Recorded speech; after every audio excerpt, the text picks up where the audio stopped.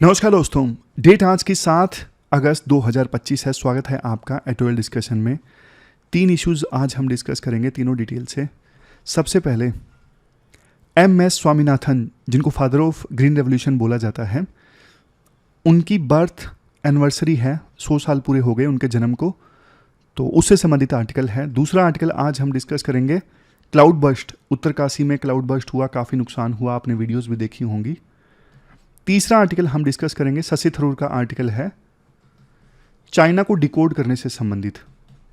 ये भी अच्छा आर्टिकल है, मतलब टिपिकल चाइना से संबंधित आर्टिकल्स नहीं है, थोड़ा इकोनॉमी से संबंधित अच्छा आर्टिकल है। चलिए डिस्कशन स्टार्ट करते हैं। हमारी आज की डिस्कशन में first important article MS. Swaminathan, जिनको देखो ग्रीन रेवोल्यूशन का जनक माना जाता है, फादर माना जाता है, उनके जन्म को 100 साल पूरे हो गए। तो इस मौके पे ग्रीन रेवोल्यूशन से संबंधित ये आर्टिकल आया है। आपने सिलेबस में जीएस पेपर 3 के इस टॉपिक से आर्टिकल को रिलेट कर सकते हो। तो एम.एस. स्वामीनाथन के बर्थ को 100 साल पूरे हो गए ना, 7 अगस्त 1925 को इनका जन्म हुआ था। तो इस मौके पे ना इनके कंट्रीब्यूशन को सम्मान देने के लिए एक 100 रुपये के कोमिमोरेटिव कॉइन को लॉन्च किया गया है। आज देखो, जैसे ही यूएसए ने इंडिया के ऊपर 50% टैरिफ लगाए ना, पहले 25% लगाए, फिर उसके बाद टैरिफ को इंक्रीज कर दिया गया, तो कुछ लोग बोलने लगे कि फिर से एक ग्रीन रेवोल्यूशन जैसे स्टेप की आवश्यकता है, क्योंकि उस समय यूएसए हमें मजबूर कर रहा था कि आप वियतनाम वार पे अपना स्टैंड चेंज करिए, अदरवाइज हम जो आपको अनाज भेज रहे हैं ना वो नहीं भेजेंगे। तो इंडिया ने इसका जवाब देते हुए ग्रीन रेवोल्यूशन लॉन्च किया और सेल्फ सफिशिएंसी हासिल की फूड ग्रेन्स के मामले में, और यूएसए के ऊपर अपनी डिपेंडेंसी को खत्म किया। तो वैसा ही स्टेप आज इंडिया को चाहिए। राइटर थोड़ा और डिटेल से बताते हैं, आप कंटेक्स्ट समझिए ग्रीन रेवोल्यूशन का। ये वो दौर था जब देश अभी अभी आजाद हुआ था। देश की आबादी लगभग 33 करोड़ लोगों की थी, लेकिन हमारे पास में खाना नहीं था। हम सिप टू माउथ एग्जिस्टेंस पे थे। सिप टू माउथ मतलब सिप आता था दूसरे देशों से, फॉर एग्जांपल यूएसए से। टाइम्स ऑफ इंडिया के फ्रंट पेज पे खबर आती थी कि एक फूड ग्रेन का सिप भारत के पोर्ट पे पहुंचा है, खबर आती थी फ्रंट पेज पे, और फिर हमारे देश के लोगों को अनाज मिलता था 2 वक्त का। यूएसए जिस प्रोग्राम के अंतर्गत हमें अनाज की एड देता था, उस प्रोग्राम का नाम था PL 480। बट देखो, हम यूएसए से अनाज के लिए मोहताज थे और यूएसए हमें प्रेशराइज कर रहा था, कि ब्लैकमेल कर रहा था। तो ये हमारी डिग्निटी को बहुत ज्यादा ठेस पहुंचाता था। देश के 70% लोग एग्रीकल्चर में थे, लेकिन फिर भी हम पेट भर खाना पैदा नहीं कर पा रहे हैं। कितनी शर्म की बात थी। और अकाल का डर तो हमेशा बना रहता था कि इस बार अकाल ना आ जाए। फिर देखो, रेवोल्यूशन की शुरुआत होती है 1960s में। तब शुरू हुआ ग्रीन रेवोल्यूशन। इसका मकसद था इंडिया को फूड सेल्फ सफिशिएंट बनाना। ग्रीन रेवोल्यूशन के देखो 3 मेन पिलर्स थे। कौन कौन से? ग्रीन रेवोल्यूशन के सबसे पहला पिलर था हाई यील्डिंग वैरायटीज, मतलब ये ऐसे बीज थे जो नॉर्मल बीजों से ज्यादा प्रोड्यूस करते थे। इवन व्हीट में ना रस्ट रेसिस्टेंट वैरायटीज लाई गई। इससे फसल को ना बीमारियों से बचाना आसान हो गया था। तो पहला ये पिलर था ग्रीन रेवोल्यूशन का। दूसरा पिलर था इरिगेशन। क्या? सिंचाई। पानी का सही इस्तेमाल देखो जरूरी था। नहर और ट्यूबवेल्स बनाए गए, इससे ना फसल को सही समय पे पानी मिलना स्टार्ट हुआ। ग्रीन रेवोल्यूशन का तीसरा पिलर क्या था? Fertiliser and pesticide. Fertiliser and pesticides, मतलब ग्रीन रेवोल्यूशन में केमिकल फर्टिलाइजर्स का यूज बढ़ गया और इससे सोइल की जो पैदावार थी ना वो बढ़ गई।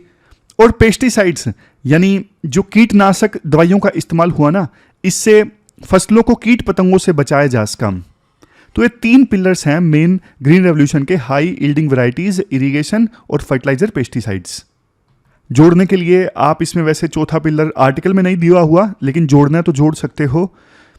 सरकार की पॉलिसीज जैसे MSP वगैरह सरकार ने देना स्टार्ट किया था राइस और व्हीट पे, तो ये भी आप जोड़ सकते हो। तो इम्पैक्ट क्या हुआ इसका? अब देखो, ग्रीन रेवोल्यूशन के जो रिजल्ट आए ना वो आए एक्स्ट्रा ऑर्डिनरी। पंजाब, हरियाणा और वेस्टर्न यूपी में, खास करके पंजाब, हरियाणा एंड यूपी का जो रीजन था ना, ग्रीन रेवोल्यूशन का हब बन गया, पावर हाउस बन गया। 1960s में व्हीट का प्रोडक्शन सिर्फ 12 मिलियन टन था, लेकिन 1970-71 तक आते आते ये 21 मिलियन टन हो गया। सिर्फ 6-7 सालों में ही बहुत ज़्यादा बढ़ गया। और 90s के अंत तक 76 मिलियन टन वीट का प्रोडक्शन पहुंच गया। तो ये था इम्पैक्ट ग्रीन रेवोल्यूशन का। प्रोडक्शन देखो सिर्फ वीट का नहीं बढ़ा, राइस का भी बढ़ा। पर हेक्टेयर राइस की पैदावार 2 टन से बढ़ के 6 टन तक पहुंच गई। 2 टन से बढ़ के 6 टन तक पहुंच गई। और लेट 80s आते आते सिचुएशन ये आ गई, हम बल्कि फूड एक्सपोर्टर बन गए। पहले हम फूड के लिए मुहताज थे, लेकिन लेट 80s आते आते हम फूड एक्सपोर्ट करने लगे। ये सिर्फ देखो एक साइंटिफिक विक्ट्री नहीं थी। आप सोच के देखिए, पहले हमें दूसरे देशों से अनाज खरीदना पड़ रहा था, हम उनके ऊपर निर्भर थे। बट अब अनाज खुद पैदा कर रहे हैं, तो हम दूसरे देशों के ऊपर डिपेंडेंट नहीं है, खुद हम अपने डिसीजन ले सकते हैं। फॉरेन पॉलिसी में हमें किसी की बातों पे मजबूर होने की आवश्यकता नहीं है, हम अपना स्टैंड खुद बना सकते हैं।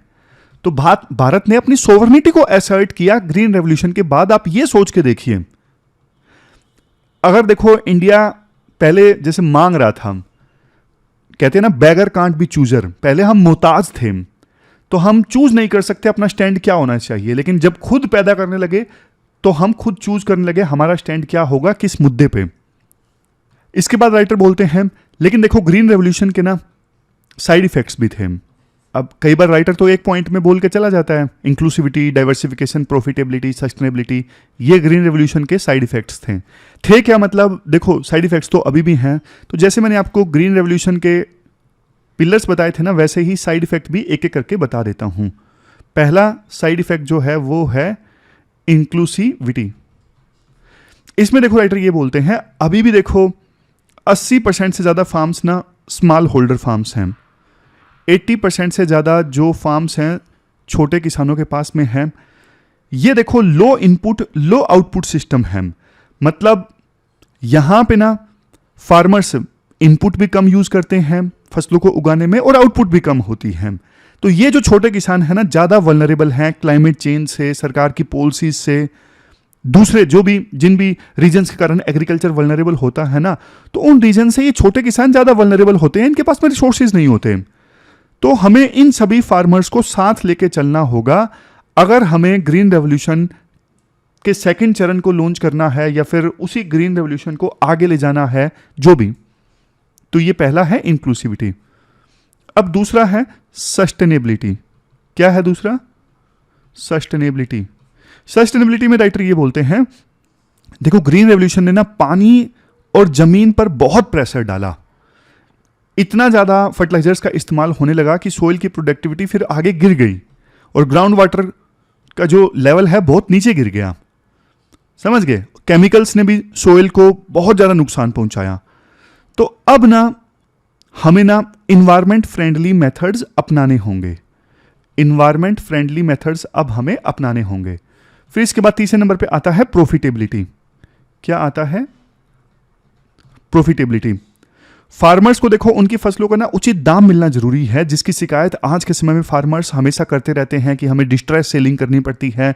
इसीलिए फार्मर्स जो है एमएसपी के लिए गारंटी की मांग कर रही हैं। समझ गए? तो कई बार प्रोडक्शन ज़्यादा होने से भी दाम गिर जाते हैं। तो हमें स्मार्ट नेगोशिएटिंग करनी होगी फार्मर्स के साथ में। इसके बाद राइटर ये बोलते हैं, अब देखो एग्रीकल्चर से संबंधित ना एक नई चीज़ हुई है।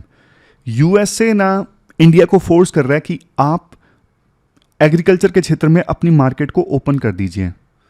लेकिन सरकार काफ़ी सेंसिटिव है इस मुद्दे पे। सरकार ने ना बोल दिया, जिसके बाद यूएस ने इंडिया के ऊपर पहले 25% और फिर 25% और टैरिफ लगा दिए।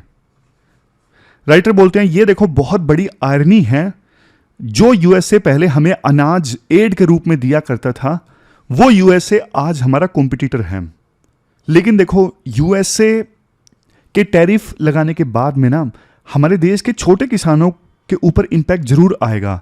जैसे सी फूड है, स्पाइसेस हैं, राइस का एक्सपोर्ट है जो यूएसए को होता है, ये सब चीज़ें देखो प्रभावित होंगी।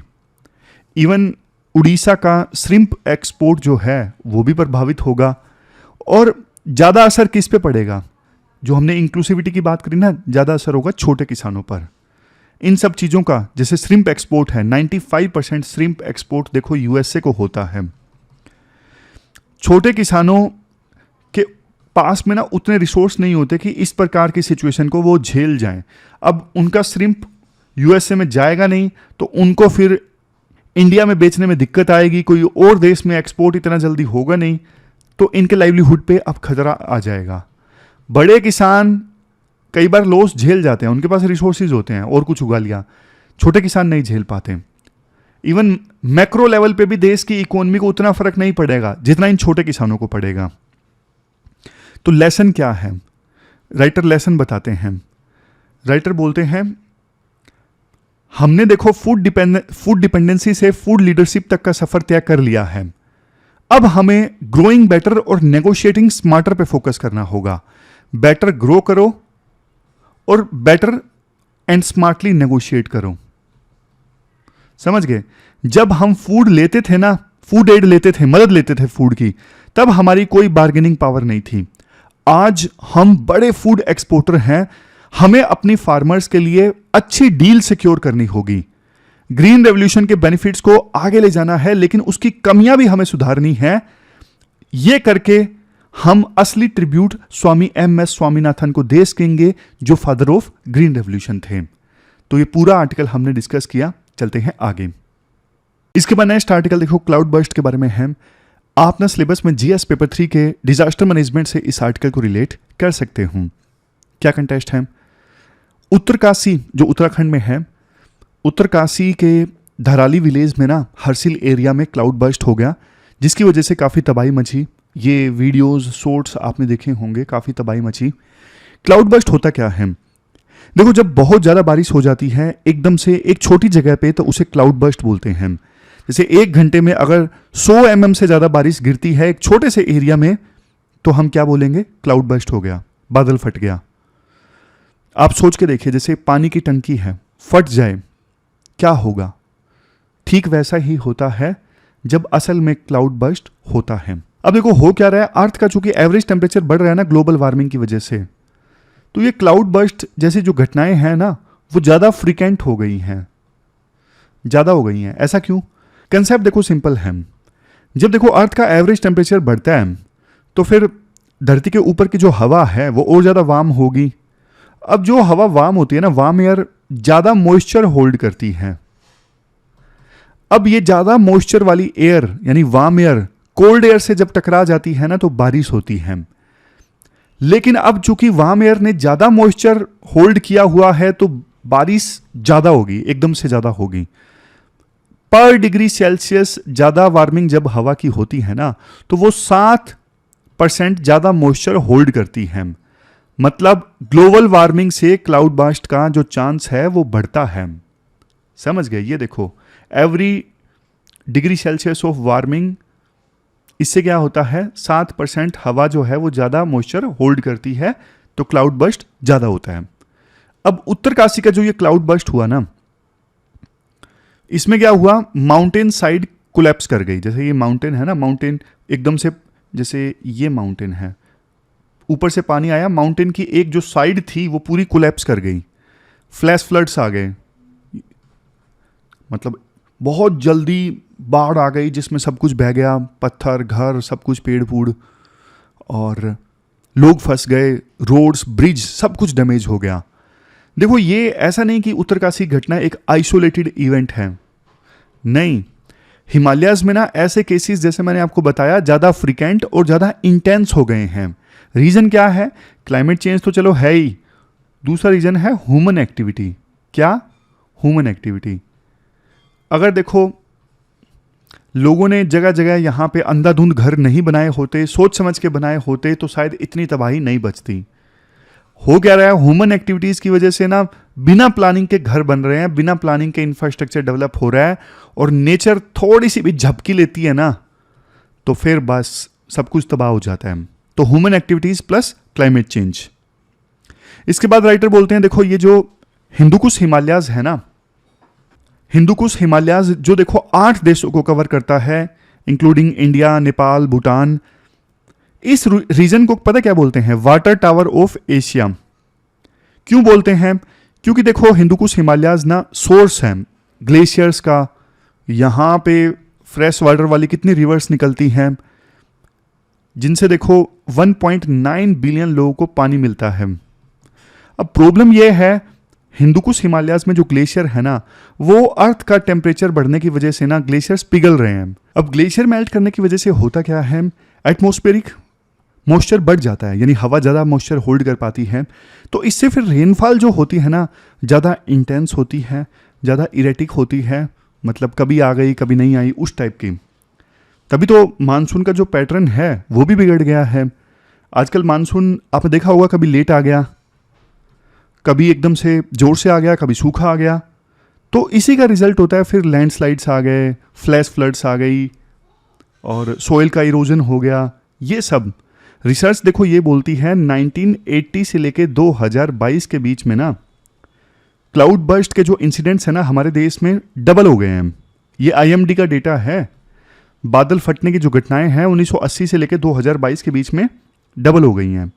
लेकिन क्वेश्चन ये उठता है, क्या इंडिया तैयार है इन सब चीज़ों के लिए? आंसर है नो। डिजास्टर मैनेजमेंट में देखो बहुत सारे गैप्स हैं, जिसे जो पुराने ट्रेडिशनल इंफ्रास्ट्रक्चर है ना, डैम्स, ड्रेन्स, एम्बैंकमेंट्स, अब देखो ये सब बनाए गए हैं पुराने वेदर पैटर्न के हिसाब से। लेकिन अब वेदर पैटर्न चेंज हो चुका है। आज के एक्सट्रीम वेदर को ना ये पुराने ट्रेडिशनल इंफ्रास्ट्रक्चर नहीं झेल पाते। जैसे देखो आज के समय में हमें आवश्यकता है रियल टाइम मॉनिटरिंग की। किसकी आवश्यकता है? रियल टाइम मॉनिटरिंग की। अभी देखो हिमालयाज में ना ऑटोमेटिक वेदर स्टेशंस बहुत कम हैं। ये AWS यानी ऑटोमेटिक वेदर स्टेशन होते क्या हैं?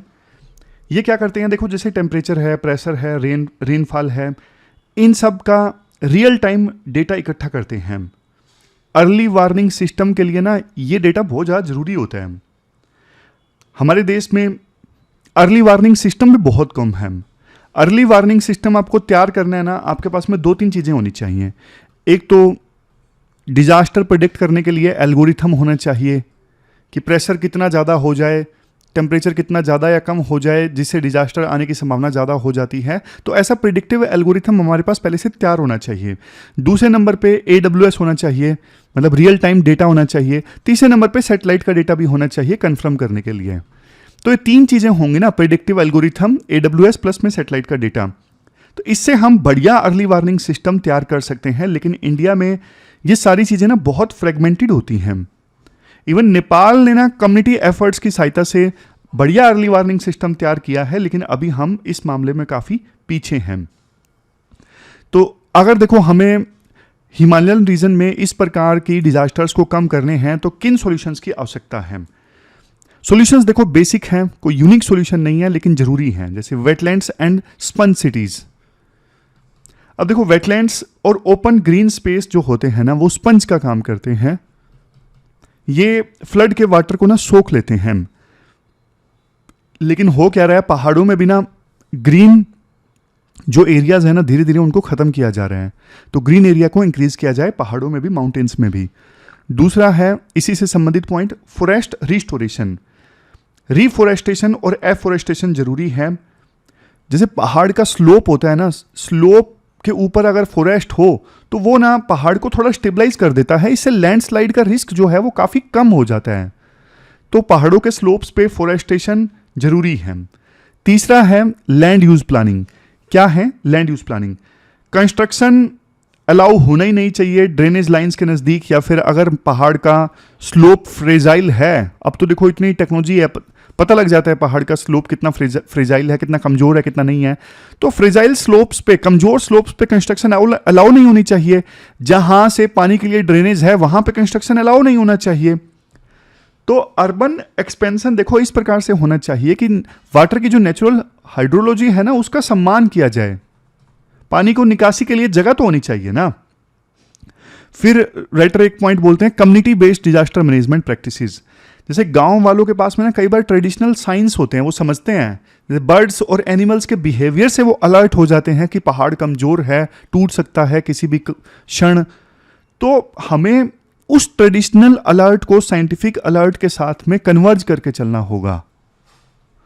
तो दोनों को अगर कन्वर्ज किया जाएगा ना, एक तरफ साइंटिफिक अलर्ट, दूसरी तरफ ट्रेडिशनल अलर्ट, तो ज़्यादा बढ़िया अर्ली वार्निंग सिस्टम तैयार होगा।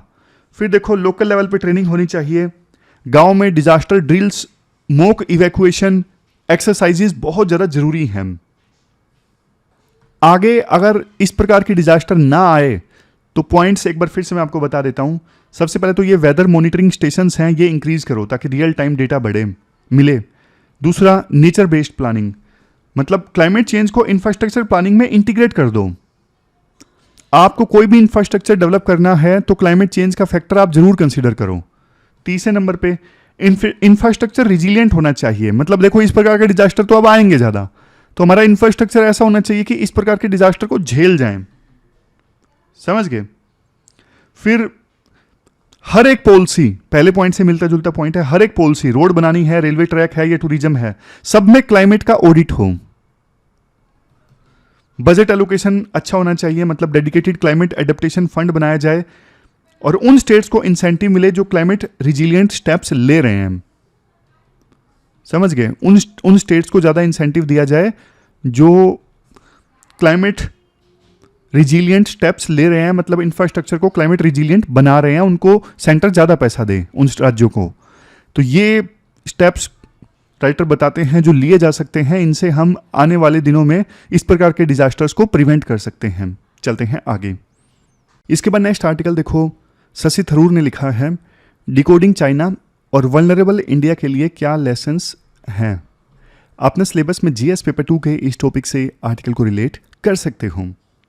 हाल ही में देखो एक खबर आई, जो फोक्सकॉन कंपनी है ना, तमिलनाडु में आईफोन्स बनाती है। अब इस कंपनी में ना वो इंजीनियर्स भी हैं जो चाइना से आके इंडिया में काम कर रहे हैं, लेकिन देखो 300 से ज़्यादा जो इंजीनियर्स हैं ना, चाइनीज इंजीनियर्स, उनको अचानक से वापस बुला लिया गया। आप सोचोगे इसमें क्या बड़ी बात है, कंपनी ने अपने कर्मचारी वापस बुलाए हैं। लेकिन देखो ये मामला इतना सीधा नहीं है, ये कोई नॉर्मल सा एचआर चेंज नहीं था। ये देखो चाइना की ना सोची समझी जियो इकोनॉमिक चाल है। अब कुछ बिगनर्स पूछेंगे सर जियो इकोनॉमिक का क्या मतलब होता है। जब देखो एक देश अपनी इकोनॉमी को ना वेपन के तौर पे इस्तेमाल करता है और दूसरे देश को दबाने के लिए इस्तेमाल करता है तो उसे जियो इकोनॉमिक्स कहते हैं। मतलब मैंने लेमन टर्म्स में आपको बता दिया। चाइना देखो ये जानता है कि अगर ये चाइनीज इंजीनियर्स इंडिया के लिए काम करेंगे तो कहीं ना कहीं ऐसी टेक्नोलॉजी इंडिया को ट्रांसफर हो जाएगी जो अभी चाइना के पास में है। इंडिया में मोबाइल फोन्स की एडवांस्ड प्रोडक्शन लाइन बन जाएगी और इससे तो इंडिया में मोबाइल फोन्स का एक मैन्युफैक्चरिंग हब बन जाएगा। चाइना ये नहीं चाहता, इसलिए उन इंजीनियर्स को वापस बुला के चाइना ने ना एक मैसेज दे दिया कि हम किसी भी सूरत में इंडिया को मैन्युफैक्चरिंग सुपर पावर नहीं बनने देंगे। और देखो ये सिर्फ एक सिंगल घटना नहीं है, ये चाइना की मल्टी लेयर्ड स्ट्रेटेजी का हिस्सा है। आप rare earth metals, rare earth elements के संदर्भ में समझो। ये देखो रेयर अर्थ मिनरल्स एक प्रकार से ना इलेक्ट्रॉनिक्स और मिसाइल के विटामिन हैं, आप यूं मान लीजिए। हर एक चीज़ में कोई भी इलेक्ट्रॉनिक्स आइटम आप बढ़िया वाली उठा के देखिए, जैसे इलेक्ट्रिक व्हीकल्स हैं, मिसाइल्स हैं, उनमें आपको ये रेयर अर्थ मिनरल्स मिलेंगे, जैसे गैलियम है, जर्मेनियम है, ग्रेफाइट है। अब चाइना इनका ना सबसे बड़ा प्रोड्यूसर है, लेकिन चाइना ने ना रोक लगा दी है कि इनको इंडिया में एक्सपोर्ट ना किया जाए। मतलब इनके लिए भी ना इंडिया चाइना के ऊपर डिपेंडेंट है। इवन जो हाई एंड मशीन्स है ना, बढ़िया वाली मशीन्स हैं, वो भी बहुत सारी चाइना से इंडिया में इंपोर्ट होती हैं, जैसे बोरिंग मशीन्स हैं, सोलर पैनल टूल्स हैं। तो इन हाई एंड मशीन्स के एक्सपोर्ट पर भी चाइना ने रोक लगा दी है। चाइना नहीं चाहता कि ये मशीन्स इंडिया में जाएं। सोच के देखो, इंजीनियर्स को बुलाना, रेयर अर्थ एलिमेंट्स के एक्सपोर्ट पे रिस्ट्रिक्शन लगाना, हाई एंड मशीन्स इंडिया में ना जाएं, इसकी कोशिश करना।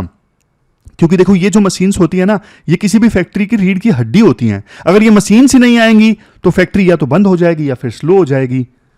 तो चाइना चाहता ही नहीं इंडिया मैन्युफैक्चरिंग में आगे बढ़े। और चाइना बहुत चालू देश है। चालू देश मतलब एक तो देखो ऑफिशियली आप ये काम करते हो, ऑफिशियली मतलब आपने पॉलिसी बना दी कि इन देशों को ये चीजें नहीं जाएंगी, लेकिन चाइना ऑफिशियली कुछ नहीं करता। अगर चाइना ऑफिशियली करता तो इंडिया बोलता चाइना को कि वैसे तो आप बोलते हो भाई हिंदी चीनी भाई भाई, और आप तो पॉलिसी ऐसी बना रहे हो कि ये चीजें हम इंडिया को नहीं देंगे। चाइना ना अनऑफिशियली ऐसे करता है।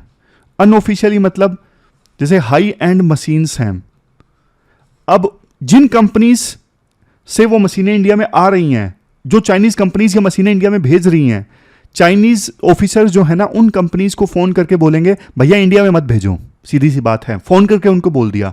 तो जानबूझ के ये कंपनीज या तो अपना ऑर्डर डिले करेंगी, भैया इंडिया से कोई मांगेगा मशीन, अरे है नहीं जी, अभी अवेलेबल नहीं है जी, ऐसे कर करके टरकाते रहेंगे, लेकिन वास्तव में रीजन कुछ और है। अनऑफिशियली चाइना ये सब काम करता है। इसके बाद देखो शशि थरूर ये बोलते हैं, यहां पे देखो बात सिर्फ ना इंडिया चाइना की राइवलरी की नहीं है कि हाँ भाई सिर्फ इंडिया और चाइना के बीच में राइवलरी है इसलिए चाइना ऐसा चाहता है, नहीं। एक्चुअली में चाइना के ऊपर भी काफी प्रेशर है। चाइना में इंटरनल टेंशंस आज के समय में ना काफी ज्यादा है। कैसे? एक तो देखो चाइना में ना डेमोग्राफिक क्राइसिस है। डेमोग्राफिक क्राइसिस मतलब उनकी पॉपुलेशन बहुत तेजी से ना बूढ़ी हो रही है, थैंक्स टू चाइना की वन चाइल्ड पॉलिसी। अब उनका प्रॉपर्टी मार्केट क्रैश कर गया है, उनकी प्रॉपर्टी में ना बबल बन गया था, वहां की प्रॉपर्टी के रेट इतने ज्यादा हाई हो गए थे, बाद में वो बबल टूट गया। तो डेवलपर्स जैसे हमारे यहाँ पे डीएलएफ है, ये जो डेवलपर्स है ना, वहां पे बहुत सारे रियल एस्टेट के डेवलपर्स फेल हो गए, प्रॉपर्टी के जो रेट थे वो क्रैश कर गए, लोगों का बहुत सारा पैसा डूब गया। अब लोगों का पैसा डूब गया तो आपको पता है लोग फिर कम खर्च करेंगे, कंजम्पशन जो है चाइना का कम होगा। एक तो ये रीजन है। अब बोलोगे सर ये कैसे लिंक्ड है? लिंक्ड है। देखो चाइना में कंजम्पशन कम हो गया तो चाइनीज कंपनीज डोमेस्टिकली अपना माल नहीं बेच पा रही हैं, कहीं तो वो अपना माल बेचेंगी ना, वो अपना माल बेचेंगी दूसरे देशों को। लेकिन इंडिया भी अपना माल दूसरे देशों को बेचने लग गया, एक्सपोर्ट करने लग गया, तो फिर चाइना जबरदस्त डूब जाएगा। तो इसलिए चाइना चाहता है हमारे देश में तो क्राइसिस है, कम से कम हम अपना माल दूसरे देशों को तो बेचते रहें, लेकिन इंडिया जैसे देश आगे बढ़ गए तो हम दूसरे देशों को अपना माल नहीं बेच सकेंगे। दूसरे देशों को जब चाइना अपना माल नहीं बेच सकेगा तो फिर चाइना पैसे कैसे कमाएगा? चाइना अपनी मिलिट्री को कैसे फंड करेगा? चाइना वेलफेयर स्कीम्स कैसे लॉन्च करेगा? ये चाइना की सबसे बड़ी टेंशन है, समझ गए? डोमेस्टिक डिमांड नहीं है, दूसरे देशों को माल अगर नहीं बेच सकेंगे तो मिलिट्री को कैसे फंड करेंगे, वेलफेयर पॉलिसीज कैसे लॉन्च करेंगे? तो चाइना दूसरी दुनिया के मतलब पूरी दुनिया के बाजार पे कब्जा जमाए रखना चाहता है, इसीलिए वो नहीं चाहता इंडिया के पास टेक्नोलॉजी आए। जैसे चाइना की BYD कंपनी है, BYD कंपनी है, इलेक्ट्रिक व्हीकल्स वाली कंपनी है, आपने नाम सुना होगा। टेस्ला के मुकाबले की कंपनी है और कई मामलों में तो कहा जाता है कि टेस्ला से भी आगे चली गई। अब ये जो कंपनीज है ना बहुत सस्ती ईवी बना रही है, इलेक्ट्रिक व्हीकल्स बहुत सस्ती बना रही है, अल्ट्रा चीप। BYD की गाड़ियां अब इंडिया में भी सड़कों पे दिखने लगी हैं। जब देखो BYD बहुत सस्ती गाड़ियां इंडिया में बेचने लगेगा तो टाटा है, महिंद्रा है, इन कंपनीज की इलेक्ट्रिक व्हीकल्स की गाड़ियां नहीं बिकेंगी और चाइना हमारी पूरी इंडिया की इलेक्ट्रिक व्हीकल की मार्केट पे कब्जा कर लेगा। तो ये चाइना की स्ट्रेटेजी है, कोई भी कंपनी चाइनीज कंपनीज का मुकाबला ना कर पाए उसके लिए वो थोड़े समय के लिए लॉस भी झेलने को तैयार है ताकि मार्केट पे पूरी तरह से कब्जा जमाया जा सके। अभी देखो यूएस ने इंडिया के प्रोडक्ट्स पे ना 50% टैरिफ इंक्रीज कर दिया, आपको पता है, लेकिन चाइना को अभी फिलहाल छूट मिल गई। मतलब चाइना को टाइम मिल गया कि आप हमारे साथ डील नेगोशिएट कर लीजिए, लेकिन इंडिया को टाइम नहीं मिला, इंडिया के ऊपर टैरिफ लगा दिया। इसका मतलब क्या है? इसका मतलब यह है इंडिया के जो वेस्टर्न कंट्रीज के साथ में अलायंस है ना काफी ज्यादा फ्रेजाइल है, कमजोर है। इंडिया इन वेस्टर्न कंट्रीज के ऊपर डिपेंड नहीं हो सकता, इंडिया को अपने फैसले खुद लेने पड़ेंगे। अलायंसेज इंपॉर्टेंट है लेकिन अलायंसेज के साथ देखो रिस्क है, इसलिए हमें ना हमारे देश में फाउंडेशनल रिफॉर्म लाने होंगे, फंडामेंटल रिफॉर्म लाने होंगे। फंडामेंटल रिफॉर्म्स जैसे देखो मेक इन इंडिया स्लोगन तो अच्छा है लेकिन सिर्फ अच्छा ही स्लोगन है, ग्राउंड लेवल पे अभी भी हमारे देश में इंफ्रास्ट्रक्चर की कमी है, अभी भी ब्यूरोक्रेट्स का रेड टेपिज्म काफी ज्यादा है, अभी भी सेमीकंडक्टर चिप्स मशीन्स के लिए हमें दूसरे देशों पर डिपेंडेंट होना पड़ रहा है। तो जब तक इंडिया में देखो ये सब नहीं बनेगा तब तक मेक इन इंडिया बनेगा नहीं, मतलब ये सिर्फ नारा ही रह जाएगा और असल में ग्राउंड पे कुछ नहीं होगा। तो इंडियंस को ही आगे आना होगा। मतलब चाइना ने देखो ये साफ कर दिया है इंडिया उनके लिए उतनी बड़ी चुनौती नहीं है, इंडिया उनके लिए सिर्फ एक नोइस है, पेरिफेरल नोइस है। चाइना इंडिया के आस पड़ोस में देखो अपना कितना इन्फ्लुएंस इंक्रीज कर रहा है, पाकिस्तान में, अफ्रीका में, आशियन कंट्रीज में, हर जगह चाइना अपना इन्फ्लुएंस इंक्रीज कर रहा है। तो इंडिया को देखो इन सब का मुकाबला करना है ना, तो हम यूएसए जैसे पार्टनर पे हम रिलाय नहीं हो सकते। ये जो लड़ाई है ना, ये लड़ाई किसकी है? ये लड़ाई है विजन की, ये लड़ाई है सर्वाइवल की। तो इंडिया को ये सारी चीजें सोच के पॉलिसीज बनानी होंगी। इंडिया को अपने अंदर की कमियों को पहचानना होगा और उन्हें एड्रेस करना होगा। और सिर्फ पॉलिसी बना के काम नहीं चलेगा। हमारे देश में ना पॉलिसी बना दी जाती है, धूमधाम से लॉन्च कर दी जाती है, बहुत शोर शराबा हो जाता है, मीडिया दिखा भी देती है, लेकिन असली जरूरत है बेटर एग्जीक्यूशन। असली जरूरत है उन पॉलिसीज को इंप्लीमेंट करने के लिए इंफ्रास्ट्रक्चर, उन पॉलिसीज को इंप्लीमेंट करने के लिए टेक्नोलॉजी। असली जरूरत है स्ट्रेटेजिक थिंकिंग की। जब पॉलिसी थोड़ी सी फेल हो तो स्ट्रेटेजिक थिंकिंग की सहायता से उसे समय रहते चेंज किया जा सके। समझ गए? जब तक देखो भारत अपनी जमीन पे खुद नहीं खड़ा होगा ना, तब तक कोई भी ग्लोबल कंपटीशन हम नहीं जीत सकते। ग्लोबल कंपटीशन जीतना है, सुपर पावर बनना है, तो हमें अपने पैरों पे खड़ा होना होगा। यूएसए जैसी बैसाखी हमें नहीं चाहिए। इसके बाद लास्ट में देख लेते हैं कल जो हमने आर्टिकल्स डिस्कस किए। हमने टेररिस्ट फूड चेन वाला आर्टिकल डिस्कस किया, जिसमें हमने देखो मेनली ये समझा, जो सबसे मेन पॉइंट जो मुझे लगा वो ये था कल वाले आर्टिकल में, टेररिस्ट का जो फूड है ना वो है वार। जब वार होता है ना तो टेररिस्ट ज़्यादा लोग रिक्रूट कर पाते हैं, और जब पीस आती है तो उनका दम घुटने लगता है। तो पहलगाम अटैक में उनका मेन मकसद ही ये था, हमारे देश में कम्युनल टेंशन्स पैदा करना। उनका मेन मकसद ही ये था कि जम्मू एंड कश्मीर में सेना की तैनाती बढ़े, ऑपरेशंस बहुत ज़्यादा हों ताकि लोग और ज़्यादा दुखी हों, वो इंडियन आर्मी के खिलाफ जाएं, वो देश के खिलाफ जाएं। इसलिए हमें ना देखो सोच समझ के एक्शन लेना चाहिए। जम्मू एंड कश्मीर में टूरिज्म नहीं रुकना चाहिए। अब इसके लिए दो ही चीज़ें हो सकती हैं, या तो सेना की तैनाती बढ़े या फिर आर्टिफिशियल इंटेलिजेंस बेस्ड सर्विलेंस होना चाहिए। तो चाइना ने ना अपनी सिटीज़ को सेफ बनाया फेस रिकॉग्निशन टेक्नोलॉजी की सहायता से, सर्विलेंस इंक्रीज किया। तो हम ना जम्मू एंड कश्मीर में सर्विलेंस इंक्रीज कर सकते हैं। तो एक हिरोशिमा वाला आर्टिकल हमने डिस्कस किया। जब हिरोशिमा पे बम गिराया गया था ना, तो उस समय यूं सोचा गया था कि जितने लोगों को मरना था मर गए, लेकिन ये नहीं पता लग रहा था कि उस समय की रेडिएशन से भी लोग धीरे धीरे मरेंगे।